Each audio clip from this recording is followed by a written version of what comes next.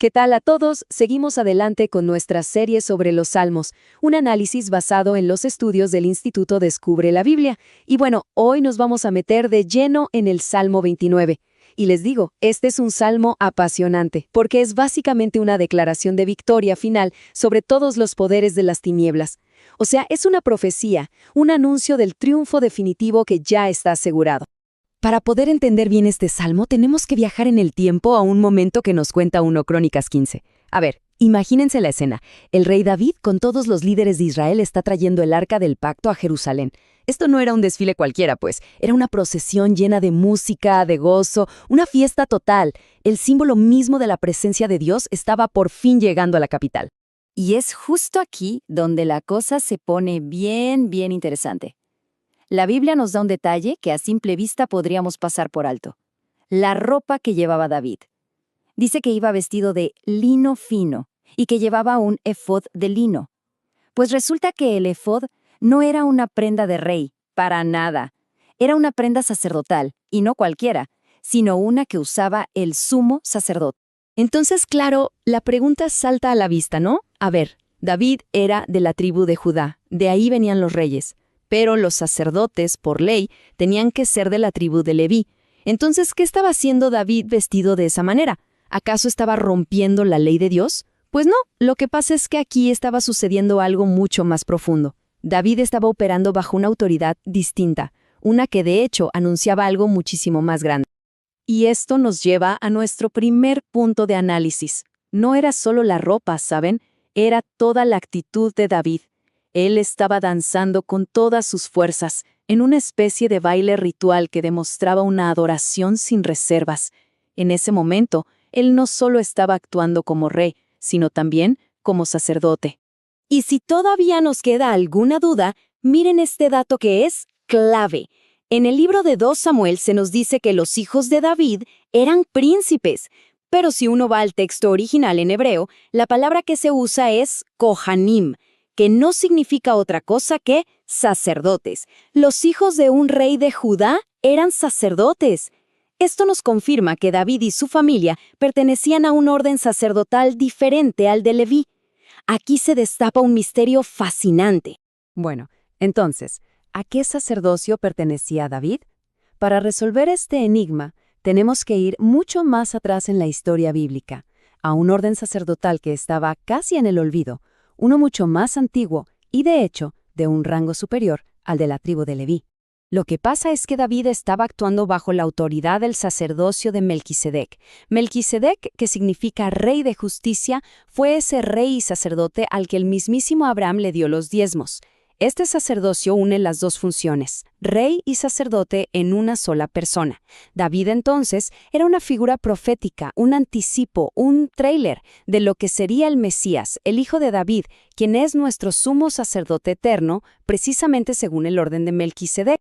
Y es en medio de toda esta celebración tan cargada de significado profético que David compone el Salmo 29. Y ojo, esto no es simplemente una canción de alabanza, es una declaración cósmica, un decreto real dirigido a todo el universo espiritual. El Salmo arranca con una orden directa, tributad. Esta palabra es fundamental. En el mundo antiguo, cuando un rey conquistaba una nación, esa nación debía pagarle tributo, reconociendo así su señorío. O sea, David, en su rol de rey sacerdote, le está ordenando a unas entidades que reconozcan quién es el verdadero soberano de todo. ¿Y exactamente a quiénes les está hablando? A los hijos de los poderosos, que en hebreo es Benei Elim. Esta es una expresión que en la Biblia se usa para hablar de los seres angelicales. Y aquí viene lo más impactante. No se refiere solo a los ángeles leales a Dios. Es un llamado a todas las huestes espirituales, incluyendo a esos principados y potestades que se rebelaron, para que se rindan y reconozcan la soberanía absoluta de su Creador. A partir de este momento, el Salmo desata todo su poder. David empieza a describir 7 manifestaciones de la voz de Jehová, una fuerza que es capaz de sacudir los cimientos de la creación y de todo el orden rebelde. Y es que la voz de Jehová no es un concepto que aparece de la nada. Es la misma voz poderosa que en el Génesis ordenó la creación sobre las aguas. Es la misma voz que ejecutó el juicio del diluvio, la que tronó en el monte Sinaí y la que va a resonar en el juicio final. Es una constante del poder de Dios a lo largo de toda la historia. Primero, dice que su voz resuena sobre las muchas aguas. En la simbología bíblica, las aguas muchas veces representan a las naciones, a la humanidad entera. Así que esto es un anuncio de que su autoridad está por encima de todos los pueblos y reinos de la tierra. Luego dice que su voz quebranta los cedros del Líbano. Y esto no es un lugar al azar, para nada.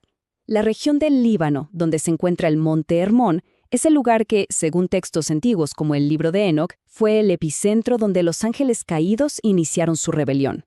Así que esto es una declaración de juicio directo contra el origen mismo de esa rebelión. Y llegamos a esto. Su voz derrama llamas de fuego.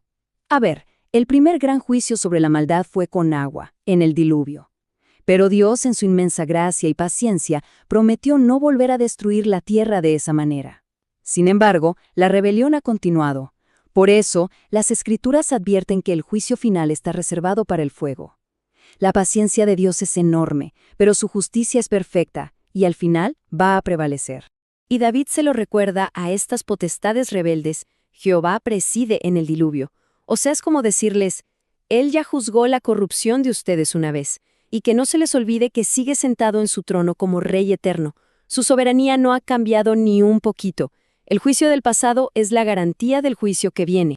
Y después de toda esta demostración de poder cósmico, que honestamente podría parecer un poco aterradora, el Salmo termina con una nota increíblemente personal y llena, pero llena de esperanza para el pueblo de Dios. Este es el final de la película, digamos. Todo ese poder y toda esa autoridad del rey no es solo para juzgar a sus enemigos. Lo más increíble es que es para compartirlo. El mismo poder que somete a los principados y potestades es el que se le entrega a su pueblo. Y la bendición final con la que se sella todo es la paz. Pero entendamos muy bien qué es esta paz. La palabra en hebreo es shalom. Y shalom no es simplemente ausencia de problemas o estar tranquilos. No, Señor. Es algo muchísimo más profundo. Viene del verbo leshalem, que significa completar. Es la promesa de que, a pesar de las luchas y las tormentas de la vida, al final llegaremos a la plenitud, a la madurez, a cumplir el propósito para el cual fuimos creados. Es una integridad total. Entonces, para que recapitulemos los puntos más importantes de este análisis. Primero, la soberanía de Dios sobre cualquier potestad, visible o invisible, es absoluta. Segundo, la victoria final sobre las tinieblas ya está garantizada en el Mesías. Tercero, esa autoridad del Rey, Él la comparte con su pueblo. Y por último, la meta final no es una vida fácil, sino una vida de plenitud y propósito. O sea, Shalom. La verdad es que este salmo nos llena de una esperanza y nos recuerda una autoridad que a veces se nos olvida que tenemos. Espero de corazón que este estudio haya sido de gran bendición. Los invito a que nos acompañen en el próximo análisis para que sigamos descubriendo juntos todas las maravillas que se esconden en el libro de los Salmos. Hasta la próxima.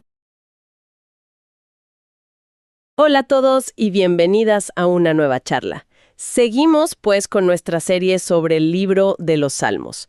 Como saben, esta es una exploración que se basa en los estudios del Instituto Bíblico Descubre la Biblia. Y hoy, nos vamos a meter de lleno con el Salmo 29. Las fuentes que manejamos le dan un título que ya de por sí pues es toda una declaración de intenciones. Lo llaman Victoria del sacerdocio de Melquisedec. Que suena potente. Muchísimo. A primera vista uno lo lee y podría pensar que es un simple poema sobre el poder de Dios en una tormenta. No. Pero lo que se nos propone es que debajo de esa superficie hay como una especie de código secreto. Exacto. Una historia de un rey sacerdote, de una rebelión cósmica y de una victoria final. Entonces, nuestra misión hoy es esa: intentar descifrar ese código y entender por qué este salmo es mucho, mucho más que un poema sobre el clima. Totalmente. Y para empezar a descifrarlo, el contexto lo es todo. O sea, tenemos que viajar en el tiempo a una escena muy específica que se describe en 1 Crónicas en el capítulo 15. A ver. Hay que imaginarse el ambiente. Es un momento de euforia nacional de verdad. David, con todos los líderes de Israel, por fin están trayendo el arca del pacto. ¿La presencia misma de Dios? La presencia misma de Dios, a Jerusalén. Hay música, hay sacrificios, hay una alegría que se desborda en las calles. Es una fiesta, pues, monumental. Ok, a ver, desempaquemos eso, porque en medio de toda esa fiesta, de esa celebración masiva, hay un detalle. Un detallito que uno podría pasar por alto, pero que parece ser la primera clave de este código. Ajá. Se describe a David vestido con un efod de lino. Y pues eso no es un traje de rey, eso es una vestimenta de sacerdote. Exacto. Y aquí viene lo raro, ¿no? David no era de la tribu de Leví, que era la tribu de los sacerdotes. Él era de Judá. Entonces, ¿qué está haciendo el rey vestido de sacerdote? ¿No se está buscando un problema? Es la pregunta correcta. Y la respuesta es que David estaba operando bajo una autoridad distinta, bajo un sacerdocio diferente, y de hecho mucho más antiguo. ¿Cómo así? La interpretación que se propone es fascinante. No era solo que estaba muy feliz, no. Era un acto profético. El lino fino de su ropa, por ejemplo, es el mismo material que se describe siglos después en Apocalipsis, ¡Wow! para la vestimenta de la iglesia. O sea, lo que estamos viendo no es una irregularidad, es un adelanto. Es como un spoiler. Es un spoiler. Es como si la historia nos estuviera adelantando el plan final de Dios, donde un rey de la tribu de Judá, el hijo de David, sería también el sumo sacerdote para siempre. Y en medio de todo eso, con su efod de lino, dice que David danzaba con todas sus fuerzas. Yo me lo trato de imaginar.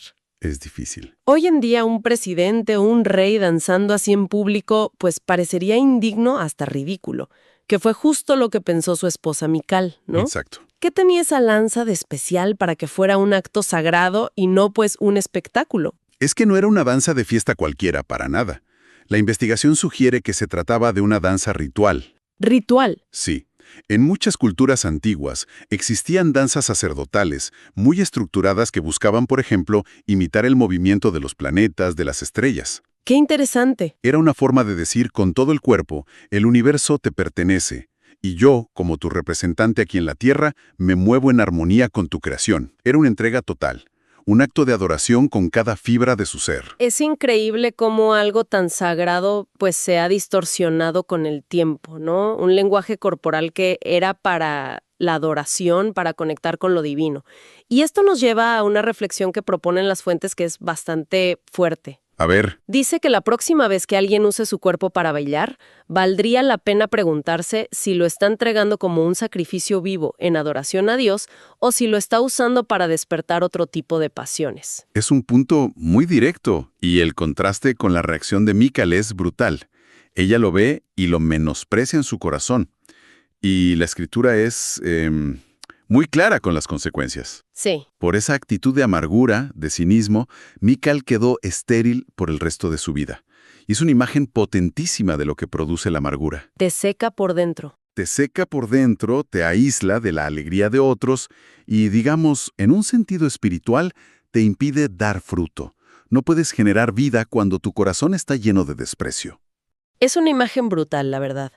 Me quedo pensando en eso, en cómo a veces el cinismo realmente te impide dar fruto. Bueno, y es justo en este momento, en medio de la danza, el arca, el drama con Mical, que las piezas del rompecabezas se empiezan a encajar con el Salmo 29. Aquí es donde todo hace clic.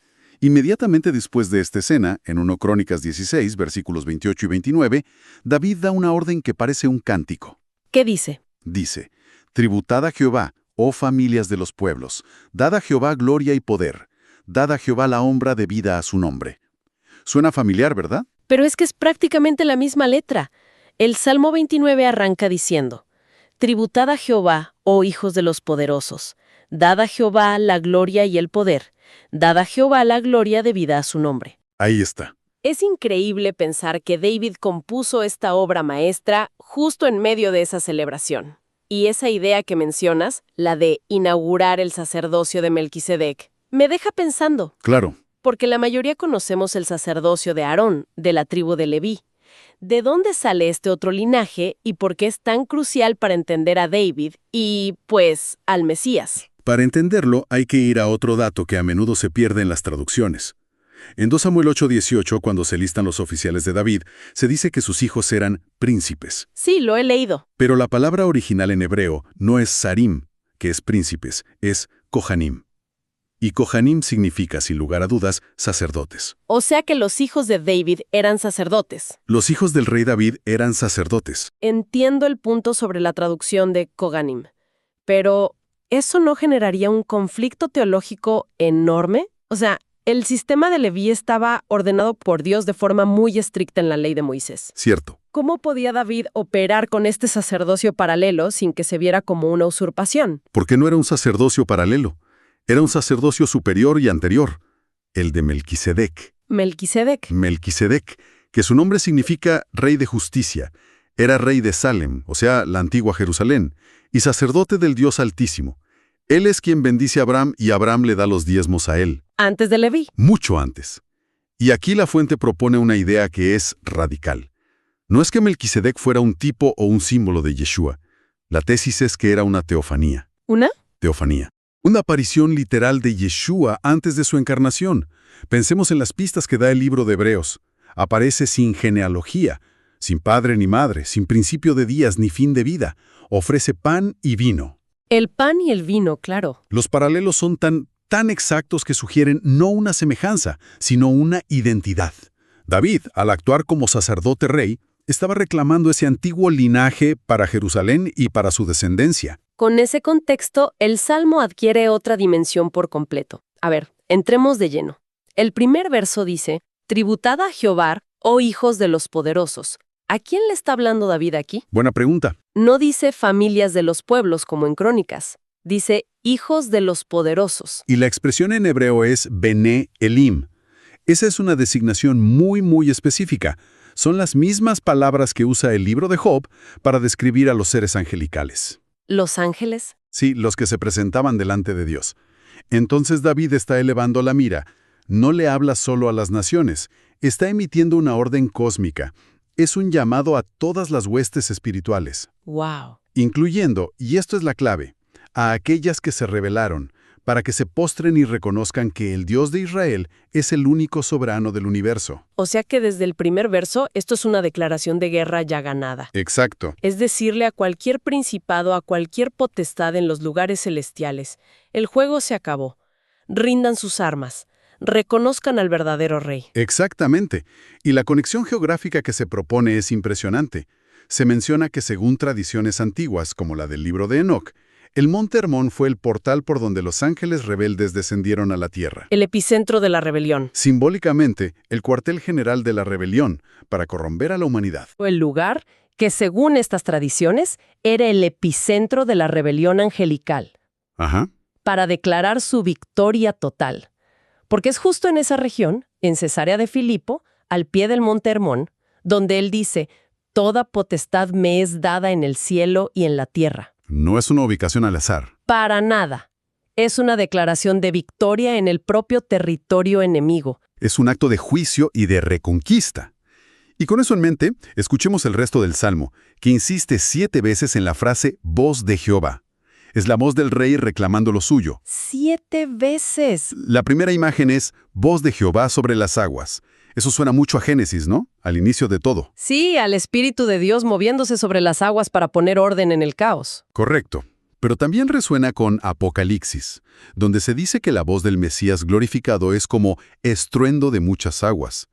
Y en la profecía, las aguas a menudo simbolizan a las naciones. Claro, a las multitudes. Entonces esta voz pone orden en la creación y en el caos de las naciones. Pero luego la voz pasa de crear a destruir, voz de Jehová que quebranta los cedros. ¿Y dónde estaban los cedros más famosos? Los cedros del Líbano. En la región del monte Hermón. Les está hablando directamente a ellos. Es una advertencia al epicentro de la rebelión. Les está diciendo tiemblen. Y luego viene la imagen más potente.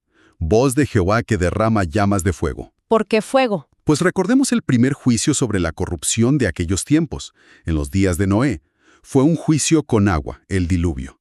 Y después de eso, Dios estableció un pacto de misericordia. La señal es el arco iris. Es fuerte pensar, como señalan las fuentes, en la ironía de cómo ese símbolo de misericordia, del pacto de Dios, hoy es usado por algunos como un estandarte de rebelión contra el orden que él estableció. Es una blasfemia según esta perspectiva. Y por eso precisamente se advierte que el próximo juicio no será con agua. El apóstol Pedro lo dice muy claro. Los cielos y la tierra actuales están reservados para el fuego. Y el Salmo lo anticipa. El Salmo, con esas llamas de fuego, está anticipando ese juicio final. Y el Salmo lo confirma, porque luego dice, Jehová preside en el diluvio, y se sienta Jehová como rey para siempre. Es como decir, acuérdense de lo que pasó la última vez que la rebelión llegó a su límite. Yo estaba en control entonces y sigo en control ahora. Es una advertencia directa. Y Yeshua mismo hace eco de esa advertencia cuando dice que su regreso será como en los días de Noé. Las fuentes describen los paralelos. A ver. Una humanidad cuya maldad era continua, corrupción a todo nivel, violencia llenando la tierra y una sociedad que, en general, se burlaba de las advertencias de Dios. Estamos viviendo tiempos paralelos. El Salmo nos dice que el mismo rey que juzgó entonces presidirá el juicio que viene. ¿Ok? Después de toda esta demostración de poder cósmico, de juicio, de una autoridad que hace temblar cielos y tierra, uno esperaría un final aterrador, ¿no? Uno pensaría. Pero el Salmo da un giro de 180 grados. El último verso es una promesa increíble. Jehová dará poder a su pueblo. Jehová bendecirá a su pueblo con paz. ¿Cómo pasamos del fuego del juicio a la paz? Porque ese es el final de la película para los que están de su lado.